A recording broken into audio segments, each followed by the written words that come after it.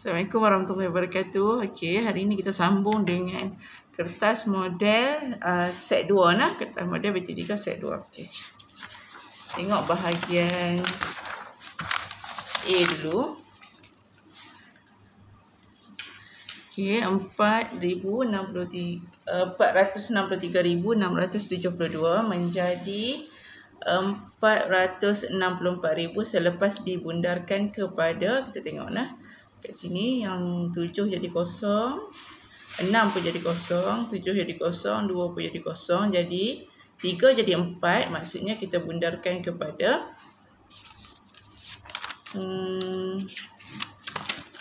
B lah jawapan dia. Kita bundarkan kepada 3 angka bererti lah.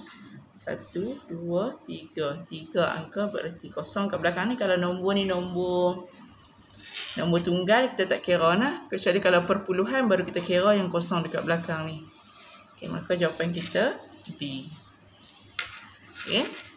Soalan yang kedua.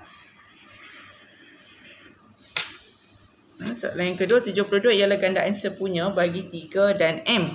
Antara nombor berikut yang manakah bukan nilai bagi M? Maksudnya gandaan sepunya ni maksudnya 72 boleh bahagi dengan 3 dan 72 boleh bahagi dengan M. Tapi dia kata yang bukan M, maksudnya 72 ni bila dia bahagi dengan nombor yang bukan M, ianya dapat perpuluhan. Jadi kita ambil lah 72 bahagi 8, 72 bahagi 9, ada jawapan lah. Ni ada jawapan yang bukan perpuluhan.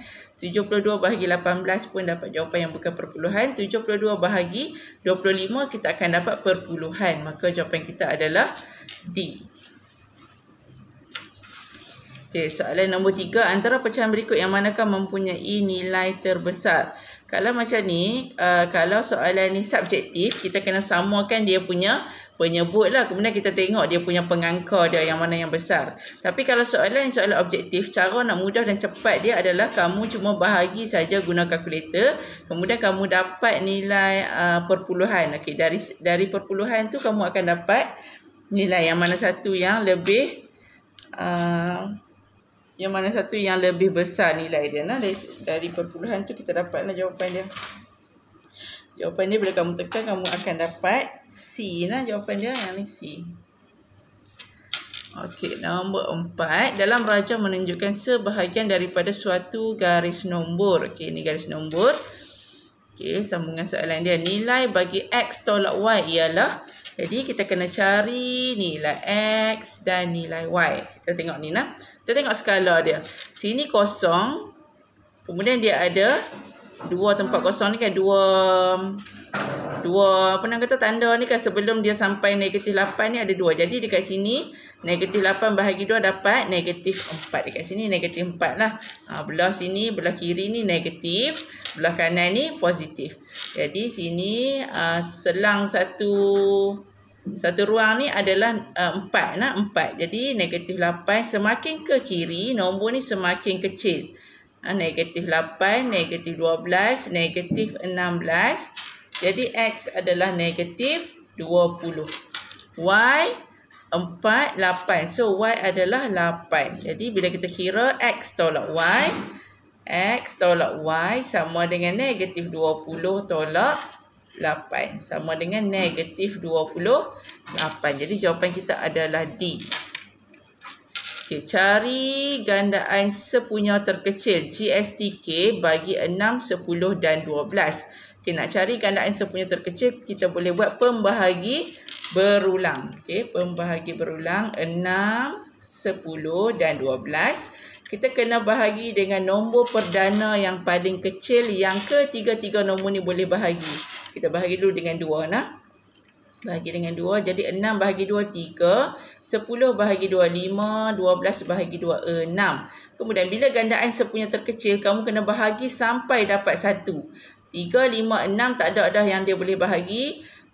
Yang nombor yang sama. Jadi dia bahagi dengan nombor dia saja. Nah, 3 dengan 6 boleh. So kita bahagi 2 dulu. 2 lagi. Okey, bahagi 2 lagi. 3 tak boleh bahagi 2. So kita bahagi dengan 3. 3 bahagi 3, 1. 5 tak boleh bahagi 3. Kita tulis 5. 6 bahagi 3, 2. Okey, sekarang kita ada 1, 5 dan 2. Kemudian kita bahagi dengan 2. 1 tak payahlah sebab dia 1 bagi 1, 1 juga kan. Okey, jadi 1 bahagi 2 tak boleh. So kita turun je 1. 5 bahagi 2 pun tak boleh. Turun 5. 2 bahagi 2, 1. Kemudian ada 1 tinggal 5. 5 kita bahagi dengan 5 lah. Okey, 1 tak boleh bahagi 5. Jawapan dia 1. Tulis 1. 5 boleh bahagi 5. 1. 1 tak boleh bahagi 5. 1. Kita turun 1.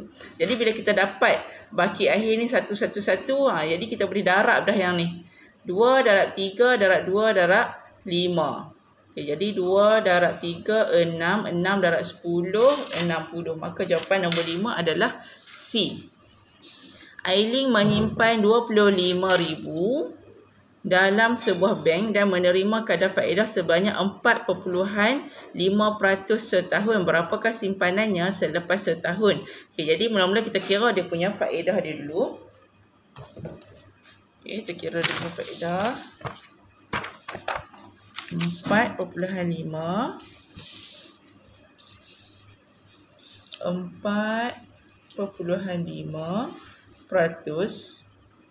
darab 25,000. Okey, kat sini kita dapat 1125. Kemudian dia nak tahu simpanan selepas setahun kan? So simpanan sama dengan prinsipal dia adalah 25,000 yang dia simpan mula-mula ni 25,000 tambah dengan dia punya faedah yang dia dapat adalah 1125. Maka jawapannya adalah 26,125. Jawapannya adalah B lah. Okey. Dalam raja LMN ialah suatu garis lurus dan KL sama dengan KM. KL sama dengan KM. KL, mana KL? KL sama dengan KM. Okey ni. Rupa tak menggambarkan ukuran lah. Tengok. Okay, jadi kita tandalah. Dia sama. Cari nilai bagi P. Maksudnya dia nak kita cari dekat sini. Jadi bila dia kata dekat sini sama dengan sini. Maksudnya segitiga KLM ni adalah segitiga sama kaki. Bila sama kaki, sudut 60 ni, 65 ni dia sama dengan sebelah ni. Sebab dia sama kaki. Jadi kita boleh dapat nilai sudut NMK. Nah, dapatkan dulu sudut ni. 180 tolak 65 dapat 115. Okey, dapat sudut ni. Kemudian satu segitiga ni kan 180. Okey, jadi 180 tolak 20 tolak 115. So dapatnya nilai P. P kita sama dengan 70 nah. 70. Soalan mana ni? Sorry, Ustaz. P sama dengan 45. 45 jawapan kita A. Okey, nombor 8. Dalam rajah POQ dan ROS ialah garis lurus. POQ dan ROS ialah garis lurus. Jika OS sama dengan QS. OS ni garisan ni sama dengan QS. So kita tanda siap-siap. Okey, maka nilai X ialah nilai X duduk kat sini nah. Jadi bila dia sama dengan yang ni, maksudnya kita boleh cari melalui sudut bertentangan bucu nah, sudut ni. Jadi kita cari dulu sudut ni. Sudut ni nak cari dia 180 tolak 50 tolak 75. Jadi dekat sini kita dapat 55. 55 ni bertentangan bucu dengan yang ni. So yang ni pun 55. Okey, kemudian yang ni pula sama dengan yang ni. Sebab ini adalah segitiga sama kaki. So sini 55.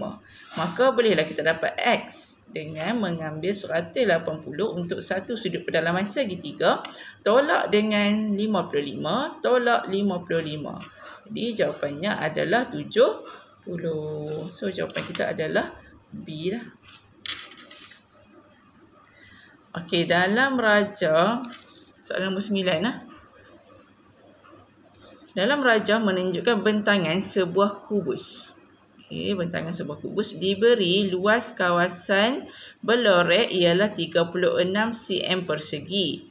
Hitung perimeter bagi bentangan ini. Okey, yang diberi adalah luas.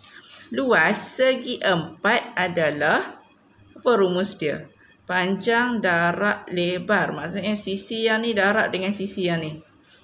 Okey, dua sisi ni kan. Jadi bila kita ni segitiga sama sisi. Bila sama sisi maksudnya nilai ni sama dengan nilai yang ni. X ni sama. Ni cikgu andaikan X lah kan. Jadi nak dapatkan nilai X ni, ambil 36. Dia kan X darab X kan. Sebab dia sama sisi. So X darab X kuasa 2. X kuasa 2 sama dengan 36. Okey. Kalau kita nak cari X sahaja, maksudnya nak cari satu sisi sahaja, kita kena ambil 36 punca kuasa 2 sama dengan 6. Okay, jadi satu sisi sama dengan 6. So X ni sama dengan 6, ni 6. Jadi kita darab dengan berapa sisi? Sebab dia tanya perimeter. Perimeter ni kita kena tambah semualah keliling dia kan. Dia kata perimeter bagi bentangan ini. So bentangan ni semua keseluruhan sisi dia lah. Kita tengok berapa perimeter dia. Berapa sisi dia? 1, 2, 3, 4, 5, 6, 7, 8, 9, 10, 11, 12, 13, 14. Jadi 6 darab 14 lah. Perimeter sama dengan 6 darab 14. 6 darab 14 sama dengan 15. Saya cikgu tulis 15. Saya cikgu kira lagi. 1, 2, 3, 4, 5, 6, 7, 8, 9, 10, 11, 12, 13, 14. 1. Kira lain lah. 1, 2, 3, 4, 5, 6, 7, 8, 9, 10, 11, 12, 13, 14. 14 kali 6. Mana ada jawapan dia? 14 kali 6 sama dengan 84. So jawapan dia B lah. Okay. Dalam raja soalan nombor 10. Soalan nombor 10. Dalam rajah PQR ialah suatu garis lurus. PQR ialah satu garis lurus. Cari panjang dalam cm bagi PR. PR. Okey, dia nak cari PR ni. Jadi apa yang kita nak kena cari dulu kan? Kita kena cari SQ dululah. Nah, maklumat daripada maklumat ini dapat SQ baru boleh cari QR. Dapat QR baru boleh kamu tambah PQ dengan QR. Okey, kita cari SQ. Guna teorem Pythagoras. Nah, soalan ni soalan teorem Pythagoras. Okey, jadi hypotenuse tolak dengan sisi yang satu lagi, kita akan dapat SQ kuasa 2 lah. Mana dia? SQ ni soalan nombor 10. SQ kuasa 2. SQ kuasa 2 sama dengan 17 kuasa 2. Tolak dengan 15 kuasa 2. Okey, sama dengan 289 tolak 225. Kemudian SQ sama dengan punca kuasa 2, 64. Ni jawapan ni tolak ni sama dengan 64 sama dengan 8. 8 ni baru dekat sini. Okey, dah dapat 8 dekat sini. Sini 10. QR sama dengan, cari pula QR kuasa 2 sama dengan 10 kuasa 2. Hypotenuse kuasa 2. Tolak dengan sisi yang satu lagi. Kuasa 2 hypotenuse ni yang paling panjang lah. 100 tolak 64 sama dengan 36. Yang ni QR kuasa 2. Kita nak cari QR sahaja. Jadi 36 punca kuasa 2 sama dengan 6. So sini 6. Bila sini 6 tambah dengan 15. Jawapan kita adalah B21. Okey, soalan nombor 11. Okey, dalam rajah menunjukkan sebuah kon tegak dengan luas tapak 154 cm persegi. Cari luas permukaan melengkung dalam cm persegi bagi kon itu. Okey, luas tapak ni adalah permukaan rata. Nah, ni permukaan rata. Yang ni permukaan melengkung. Ni melengkung. Dia kon ni dia ada satu permukaan rata, iaitu tapak dia, dan satu lagi permukaan melengkung yang ni. Okey, bila kita nak cari dia punya luas permukaan, dia punya rumusnya adalah, okey, nah ni kon punya rumus. Kon punya rumus nombor 11.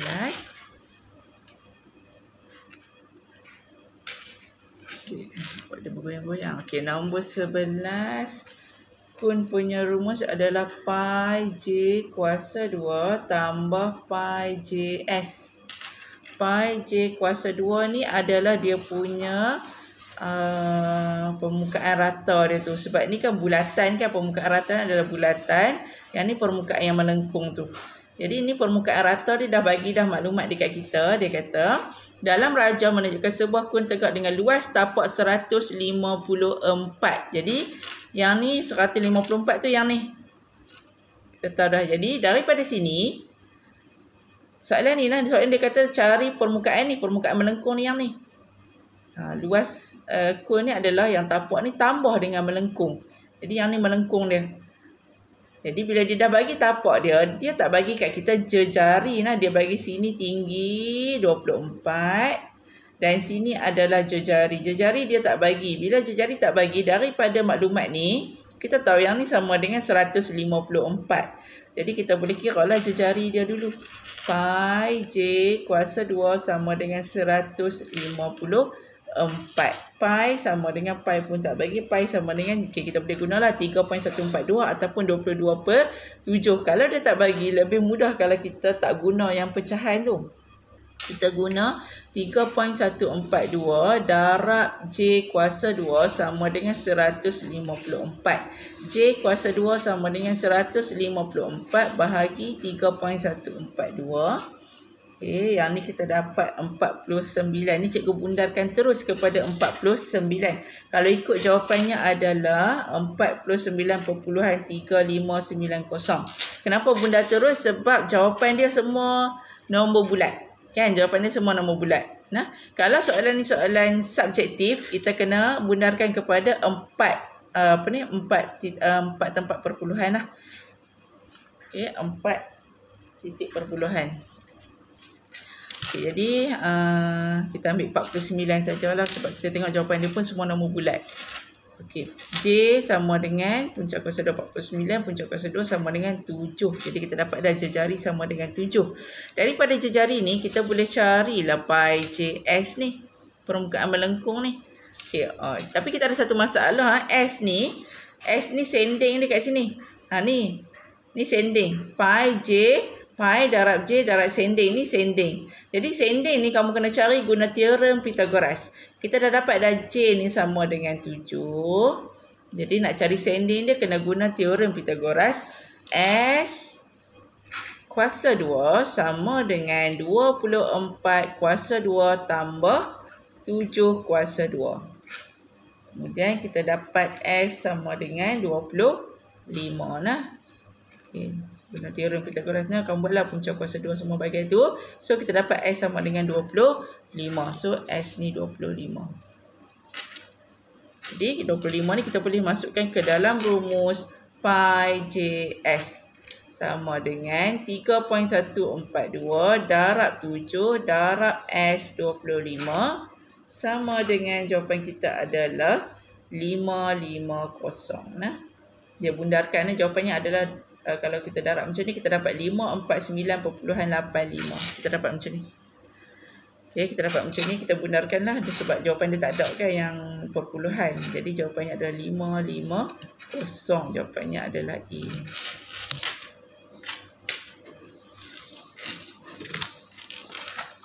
Soalan nombor 16.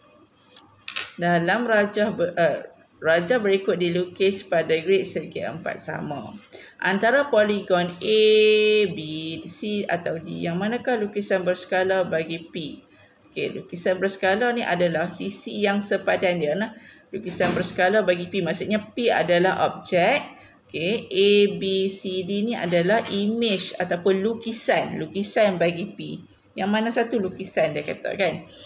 Jadi untuk soalan ni, sisi yang sepadan tu dia kena kadar dia kena sama. Dia membesar dengan kadar yang sama. Nah, kalau tapak P ni dia 2 kotak kan. Kalau dia membesar 2 kali ganda, maksudnya dia akan jadi 4 lah. Jadi tapak dia akan jadi 4. Mari kita tengok satu-satu lah. Yang ni kamu kena tengok satu-satu. Kalau kita tengok A, kita tengok A dulu nah. Okay, dia kata tapak ni jadi 3 kan. So 2 jadi 3. Maksudnya 3 dia membesar 1.5. 1.5. Okey, kalau 2 sisi ni jadi 3 juga. Okey, kalau yang ni 3 ni jadi berapa? 3, 1, 2, 3. Sepatutnya kalau 3 sisi yang panjang ni dia kena darab dengan 1.5. 3 darab 1.5 dapat 4.5. Tapi sisi yang sepadan dia ni hanya 4 sahaja. Jadi A bukan dia punya lukisan. Okey, kemudian kita tengok B pula nah. Tengok B. Tapak dia 2, 1, 2. Okey, tapak yang ni pula 1, 2, 3, 4. So kita kata dia membesar 2 kali ganda lah. Kemudian kita tengok sisi yang pendek ni kan, 1, 2. Maksudnya dia akan jadi 4 juga lah. Sepatutnya 1, 2, 3, 4. Okey, betul 4. Sisi yang sengit ni, sending ni kita dapat 1 saja. Maka darab dengan 2 dapat 2. Okey, sisi yang ni pula 3. 1, 2, 3. So sisi yang sepadan dia sepatutnya 6 lah. 1, 2, 3, 4, 5, 6. So jawapan kita adalah B.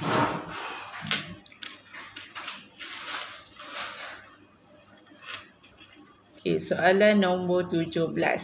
Dalam rajah menunjukkan titik-titik yang ditandakan pada grid segi 4 sama bersisi 2 unit.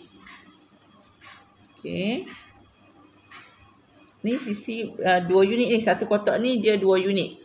Antara titik A, B, C atau D yang manakah jaraknya 10 unit dari titik M? Okey, kita tengok A. Maksudnya kita nak cari ni.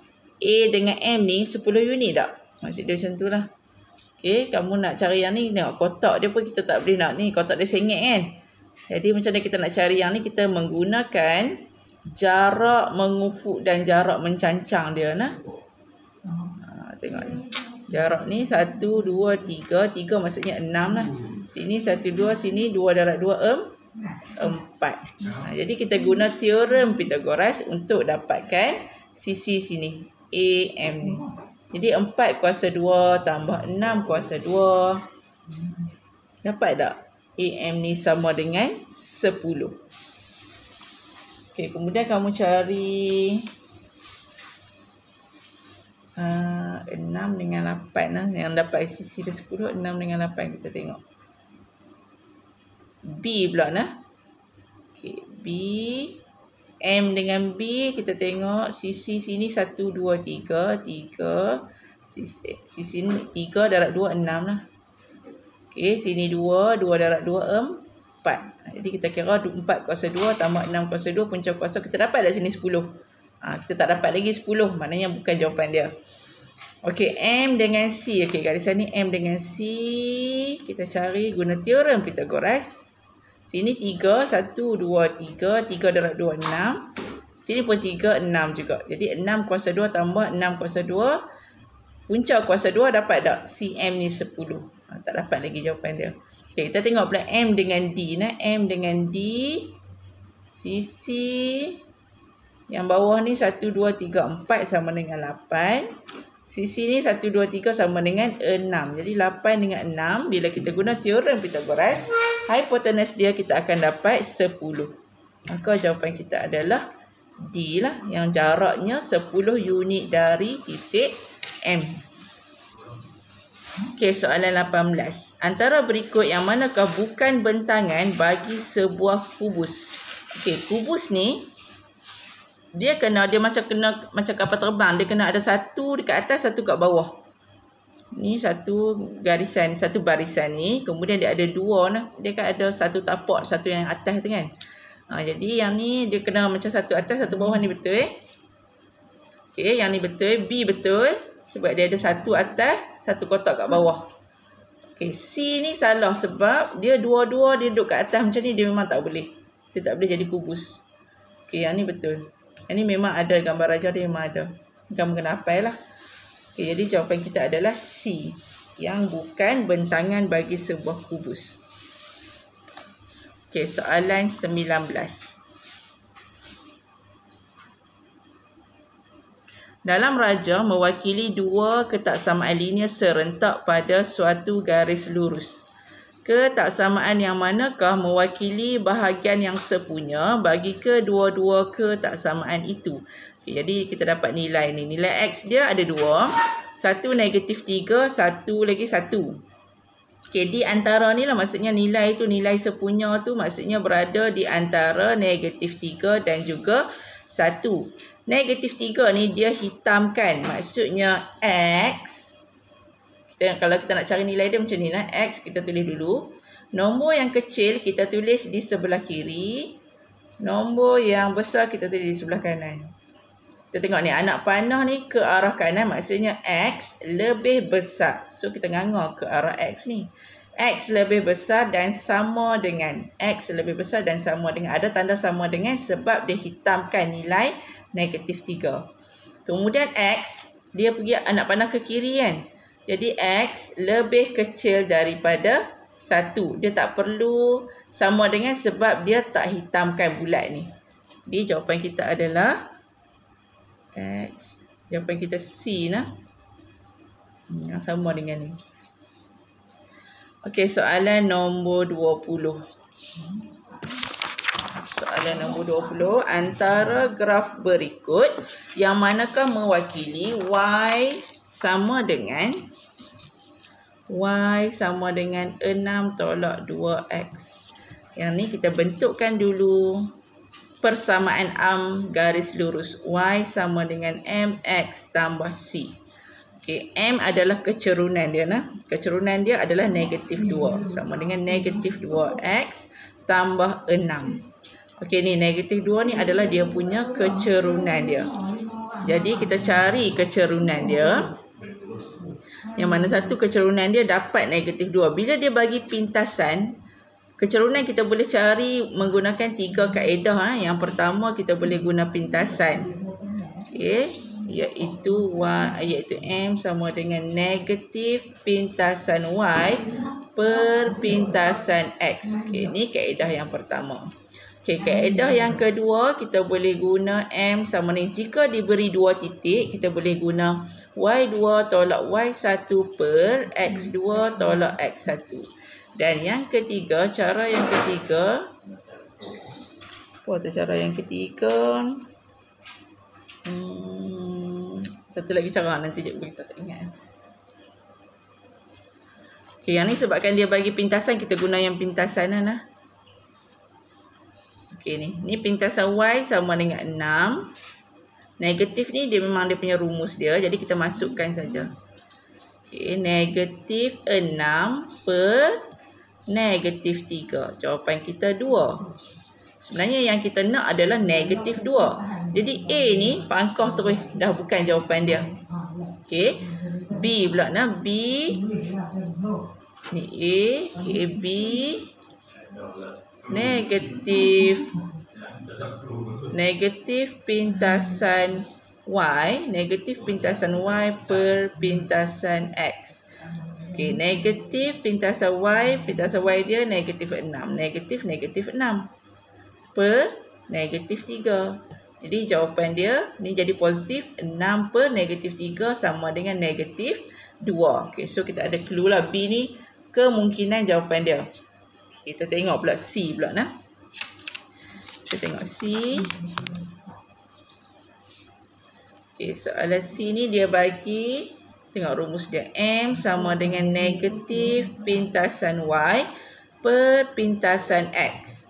Negatif pintasan Y bagi soalan C ni, bagi jawapan C ni, pintasan Y nya adalah negatif 6. So negatif ni memang rumus dia.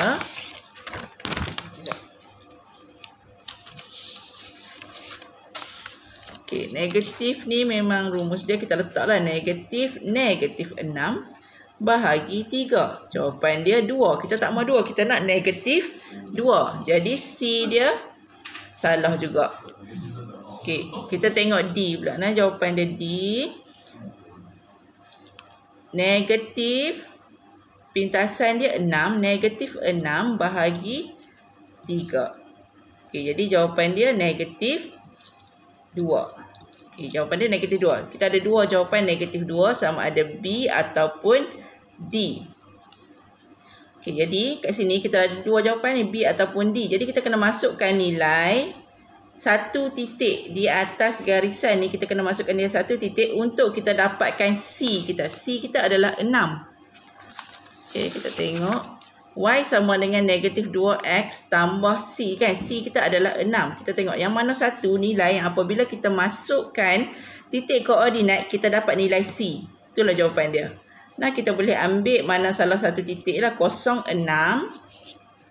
titik 06 atau titik 30.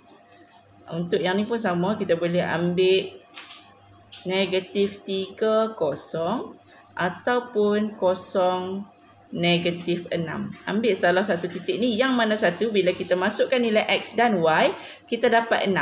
Maksudnya itu jawapan dia. Okay, kita try B pula nah. Kita try B. Y sama dengan 6 tolak 2X. Kita ambil titik negatif 30. Maksudnya X negatif 3.